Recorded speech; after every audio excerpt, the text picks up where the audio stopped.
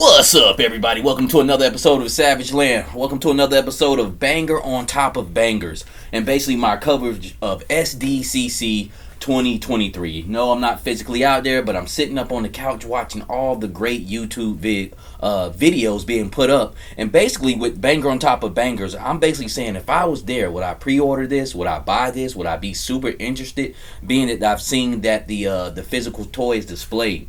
And during SDCC, there's a lot of toys being displayed, so there's a lot of bangers that come out. And some is just average stuff, a lot of average stuff, but for the most part, there's a lot of good product out. So let's get right into it. And I'm going to pick up from where I left off yesterday. I was watching Lau's Figure Files, and he was talking about this yesterday, the X-Men 97 Wave Bishop. At first, I didn't know what to think about it. He looked good, but it wasn't I couldn't get a real good look on it. It's still really not a real good look on it. You can only see him behind the glass. But I thought his body was kind of shaped like that Spider-Man line with the Spider-Man 2099 from the Spider-Man 2 movie. That's what his upper torso looked like. I'm like, man, I wonder if this is stylized. But we got a more clearer look at him today, and I'm fucking with this. I like it. I like a different variation of Bishop instead of that Jerry curl. A lot of times they don't get the dreads right. To be honest with you, the bald head Bishop is really cool to me. But now they got one where he's kind of got a fade, kind of got like a high top kind of thing going on. And it looks really good. It looks dope. I like that they switched up the haircut. I guess that's the way he looks in the new X-Men 97 series. So I'm definitely looking forward to that. I'm definitely going to cop this. And I'm definitely looking forward to copping the Wolverine. Kind of iffy on the Storm. Got to see how she looks coming out. Also, I'm going to roll right into pretty much where I picked up from. I was watching Lau's Figure Files earlier in the day, and he was going over the Mafex reveals. Just like I told you guys on Friday, more of the big boys start coming out. They start doing bigger reveals. I'm looking for Storm collectibles, but I don't know if they might have not showed up to this. So who knows? But he showed off the Mafex figures that they showed, and I will go ahead and say that this Captain America looks like dog shit, to be honest with you. 20 years, Marvel Legends 20 years caps beat out this Mafex Captain America all day. And just like how I say, Marvel Legends should be able to provide that for me, a good Captain America, and they have. This Mafex one looks too skinny. I'm really just not feeling the body build of this, and I don't know what it is about their Marvel characters, but they have a hard time doing great Marvel characters. Their DC characters, for the most part, are wonderful, but Marvel, it's very hit and miss with Mafex, and this Captain America is definitely not doing it. Legs look a little too slim for me. It's just something about him. He's not proportioned right. Also, they revealed a new Dark Phoenix, a Jean Grey. Looks pretty good. I wasn't interested in the regular Jean Grey from the blue and yellow team, but this looks decent. She has one head sculpt that looks really good. Her hair is windswept, and she has the whited out eyes, looking like she's ready to transform into the Phoenix powers. And this is pretty decent. The Jean Grey they came out with was pretty decent, but just really not my cup of tea. But I'm pretty sure this is a banger for somebody. Looks like it has decent paint.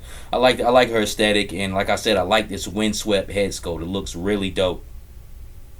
Also, it seemed like these companies run concurrent with each other far as the Marvel line and things that they can do. They're also coming out with Age of Apocalypse. I have a sense of attachment to Age of Apocalypse, even though I didn't like it. It was just around the time I was buying comic books, so it was spread out over a bunch of different comic book arts, from the X-Men, the X-Factor, X-Force. Everybody was caught up in Age of Apocalypse, like the Phalanx Covenant and other Marvel issues. So this Wolverine, I will say, does look a hell of a lot better than the Marvel Legends Wolverine. And the Cyclops in the background, I think only Mafex could do a Cyclops like that. I don't believe Marvel Legends can get that intricate to make a goofy Cyclops like that look that good. And it looks better than the Marvel one out the gate already. Also, what caught me by surprise is the Daredevil that Mafex is doing. I might give this one a spin later on down the future. He's already mocked up and painted, so he might be dropping in a couple of months or so. But he looks good, and the reason why I say I might give this one a go, because of the Marvel Legends, like I said last week, is always trying to hide that renew your vows buck behind other characters. Now, if you end up paying $70 just because you want a Marvel Legends Daredevil, then you can pay $70 for Mafex. I would, but I have to see this figure a little bit more. He's not known as a big buff character. I do mess with Mafex Spider-Mans. I think those are good, and he's kind of in that same sense. So we're gonna definitely see about that. I actually like the way this Mafex Daredevil looks. Also, they have a gray render of a Spider-Man 2099. I have the Marvel Legends one on card. It's okay. It's alright. It's nothing great, but I think Mafex can make a Spider-Man 2099 great, and I can't wait to see how this guy looks mocked up. For me, if he's only in a gray render, he probably won't be ready until next year. Also, the Scarecrow from Mafex Hush looks really good. I really like the Hush line with Mafex as far as the characters. I do like Nightwing. The Batman is okay. The Superman was really good, but the Nightwing is dope. And this Scarecrow right here reminds me of a traditional Scarecrow that I'm used to, maybe from the animated series, from the early 90s, things of that nature. Not no twisted up McFarlane type shit, man. This is a good Scarecrow, and he looks great, man. I think I'll definitely take interest in this in the future. They also had a Riddler up there, man, but if it ain't the Riddler with the question marks all over, I don't really care too much for it. It looks decent, but, you know, it is what it is. It's a suited figure. Also, what I've been waiting on, which I knew they were coming with, and these pre-orders will probably go up soon, is the Reign of Superman, Superboy, and Eradicator. So I can finish off my Reign of Superman set from Mafex, which I have no problem with. Cyborg Superman is wonderful. The Steel Superman is awesome. Black Suit Superman is dope. And now you get to add Superboy and Eradicator. And I really like the way this Superboy looks. Kind of almost has like a Puerto Rican or an Italian type look to him. And that's what type of vibe it gave off to me when I used to read the comic books. I don't know if he represented that or whatnot, but that's what it looked like to me when I used to read those comics in the early 90s. Now, let's get to the bangers that I've seen from Marvel Legends, which we've seen this Luke Cage already a couple of months ago around Black History Month. They started to throw us a little bone and show him off, but he looks pretty dope. He's penless. They said he really doesn't have an ab crunch, but I believe he has a ball joint at the abdominal. And as far as Luke Cage, Power Man, a big beefy guy, looks like he's pretty tall and big too. That's really all he needs. He's not Spider-Man. He doesn't need to be super acrobatic, but he should be able to move a little bit. I mean, he has to fight. So, but I'm digging this. I'm definitely I'm probably gonna buy this as far as Marvel Legends, and this is the Marvel Knights, the Sons of Knights. It's kind of like a dark Marvel Legends wave that deals with vampires and things of that nature. Because also they have Blade in this line, which I'm definitely gonna get that. The only thing I don't like is it's like, damn, Blade got that plastic coat. Blade is a character. His coat needs to move like a cape. But of course, this is Marvel Legends. I mean, they're not gonna do it. They're not into cloth capes. But this Blade looks good enough for me to buy. I actually have the Blade that came out about 7-8 years ago now, and this one's definitely an upgrade from that. Also, they have this Build-A-Figure with that way called the Mindless Ones, which I know nothing about the Sons of Night or anything like that, but I do like this Build-A-Figure. I like it's big, it's beefy, it's simple, it's got plenty of sculpt, and it's a type of character you can put in any situation, even if you don't know anything about it like me. I'm pretty sure I could group this character in with some figures from my large collection and get some great photo shoots with it. Also with Marvel Legends, they finally got a great Peter Parker in this new Spider-Man the Cartoon 2-pack wave. They got Smythe and they got Peter Parker here in his regular civilian clothes. Now, if you are used to the retro Peter Parker, that guy looks like a creep with those glasses on that you cannot see through. Like, why did they ever do that? I understand the glasses, but damn, make them clear. Peter ain't never wore no glasses where you just can't like see through them. And maybe it was like a one image in a comic book, but those glasses make him look like a creep. Whenever there's a photo shoot and I need somebody doing some creepy shit, that's what I go to, that Peter Parker. But this Peter Parker from the 2-pack here looks really good. Looks really good. I really like this. Now, this is Spider-Man, the cartoon right here.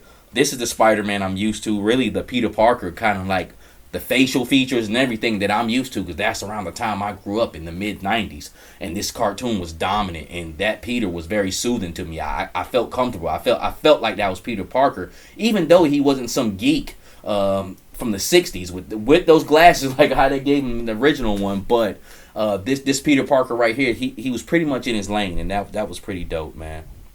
Also, they have a female Bullseye in this wave that looks pretty dope. I like her black and white scheme. Hopefully she's a good a woman figure from Marvel Legends, man. I know they struggle with their female figures. So NECA also showed off some new things also too. They showed off this Rat King, which looks pretty dope. I think that's from the Mirage line, the comic book line, as far as Rat King. And like I said, I don't get everything from NECA with the Ninja Turtles, but this Rat King, I'm probably gonna grab that. That shit is banging. That shit is fire.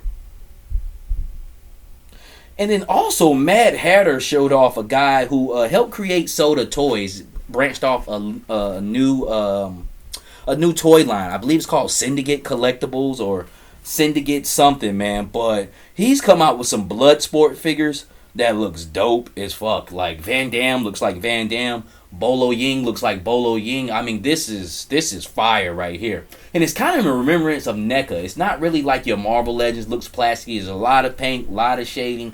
Kind of looks like it's on the NECA end. I don't know if these toys are 7-inch tall, but in toys like this, it really doesn't matter to me. These two toys right here are pretty much their own centerpiece. So these guys look awesome, man. That's something definitely I would look forward to getting.